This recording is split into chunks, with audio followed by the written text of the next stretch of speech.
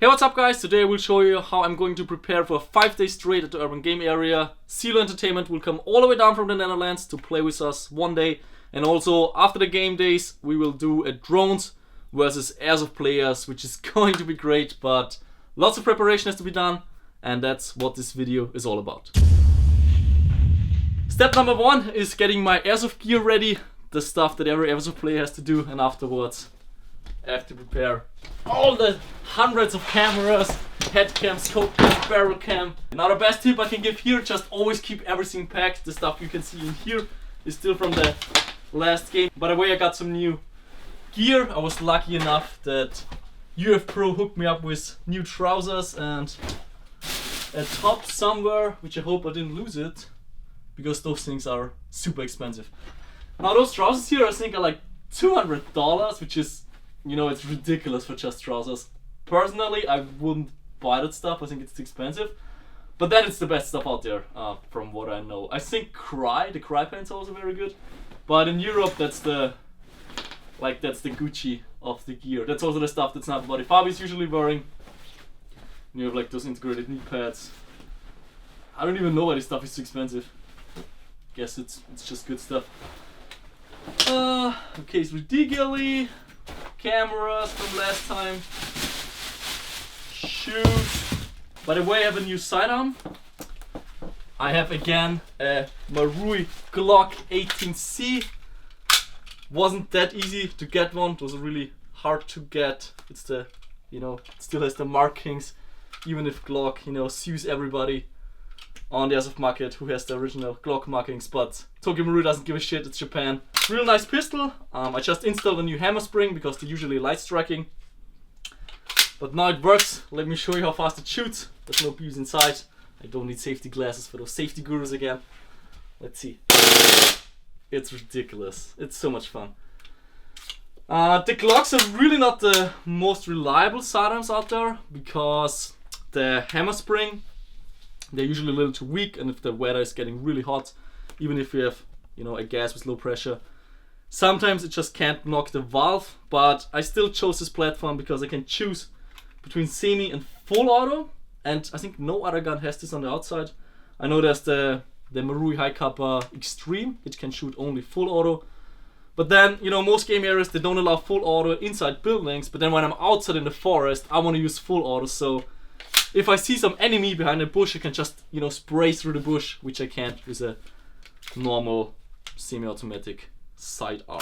And also I can finally use my Apparel holster again. Before I was using the, how is this thing called? The Neutral holster. It's just not as good. I was always wondering, like, why is this holster $200? Can't you build, you know, a holster this good for cheaper? But the Neutral was cheaper, and it just doesn't feel as good. Everything is wobbling around. Sometimes the screws are getting loose. And this Apparel, I have it for, I think, 8 years now. No problems whatsoever. Really good product. For the Glock, I still have 6 spare magazines, and of course the new Glock came with a new one, so I have 7 magazines in total, which is plenty for those firefights. Especially if you're full auto, you need more magazines, but you know, I got this. I have 7 magazines. I will never run out of ammo. By the way, I also have a new setup for my head. That's something that I'm struggling with since I started Airsoft. You know, finding the perfect mask that looks cool but also protects you. Goggles that don't fog. Then some protection for the neck. That's still not the perfect solution, but it's the one I like the most so far. So let me show you. First of all, I have this, I think it's called Spandouflage. Like usually you have it over your head like a sock, then you look like a criminal, right? But I made it in a different way. I like sewed it on the bottom of my face mask. I have again the stripes like in the beginning, and then everything is attached to the goggles right here, the Strike System goggles, which usually don't fog. And now it's one piece, and I only have 1 straps, because usually, you know, everything had its own straps, so I have straps over straps over straps. Now it's all one. Let me show you. Just put it over my head, and you know, I just have 1 strap. That's it. I can fit the boonie over it. It's all nice and tight, it doesn't wobble around. And also what's nice is that because those two things are attached to each other, they can't separate. So this hole here, this famous hole in Airsoft, which is usually the nose, it can't happen that it separates, so nobody can shoot you in exactly this spot right here, which I like a lot. Also, it doesn't look stupid, you know, like when those parts are separated. So when I put in the boonie right now, my entire face should be, like my entire head should be camouflaged. No skin should look out. So let's try this. That's how it looks like in the end. So I'm totally protected all the way around. I'm also camouflaged on the neck, and you know, this doesn't look like it provides a lot of protection, but when the BB comes and hits it, because there's a distance between this and my neck, it just slows down the BB and it doesn't hurt as much anymore, which is really nice to have. And also camouflage wise, it's just good that you keep the skin color, you know, covered with something that's more camouflage style. Okay, gear is ready. So far so good. At least everything is in there. Now SSG24, the last game they allowed an M180, which is pretty sick. It's 600 FPS at 0.2 gram BBs, and you know, you can only shoot a little bit further, like 10 meters further than with the M150, but you definitely notice those 10 meters. It's exactly those 10 meters where the AHs can't hit you anymore because they're only allowed to have 400 FPS. So their BBs, they fly into the ground like 15 meters ahead of you, but that's exactly those 15 meters that you can still hit every single time. So it was a lot of fun to play in Hungary because you just outrage the automatic guns a lot. Yeah, M190 is still in here. That's the M180, not M190. Here we go. So here's the M150. That's what they allow at the urban game area.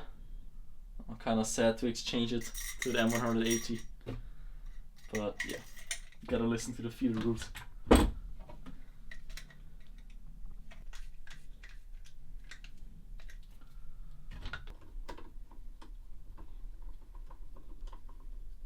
.46 gram BBs.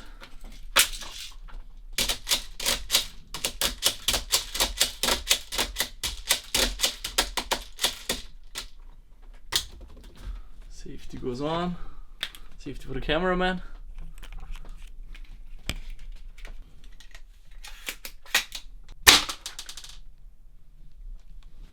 .6 joules.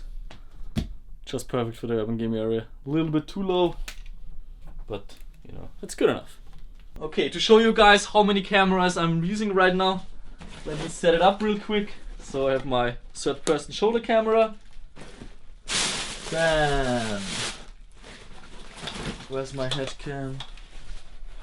So the shoulder camera goes in here. Then the external battery source is right here. I attach a 1S LiPo to it, so it doesn't run out of battery during the game. Then where is it? Here we go. Here's my head cam with the power bank in the back. So also again, I can record as long as I want. And then I have the gun. So let's count together. 1, 2, 3, 4, 5 cameras just on me. Then Sniper Buddy Fabi is also rocking 3 cameras. That's 8 camera angles to edit. Okay, last but not least, for the drones versus airsoft players, I need a very powerful gun, a full automatic gun, and therefore nothing is better than an HPA powered assault rifle, which is this lovely piece right here. Real quick about the video we're planning to do. It will be racing drones against the airsoft players, so the airsoft players will get balloons attached to their vest. And the racing drones, they cannot shoot obviously, but they can like race through the balloons, pop them. And what we can do to fight them is use those things here. We will, you know, adjust the FCU back here up to, I don't know, 6 joules maybe. And a rate of fire of 60 rounds, 70 rounds, as much as those PTS Max can do. And then we can just shoot them down from the sky, which will be, it's going to be a lot of fun. I can't wait to do this video. Alright, hope you guys enjoyed this video. That was just a very quick rundown on how I do my gear. Actually, to prepare everything, it usually takes at least 4 or 5 hours because of the cameras, because of the guns I'm bringing. But if you're an Airsoft player, you know the hassle. You know when you play on Saturday, you need entire Friday night to prepare everything, fix all the shit. And yeah, hope I'm ready, hope I didn't forget anything.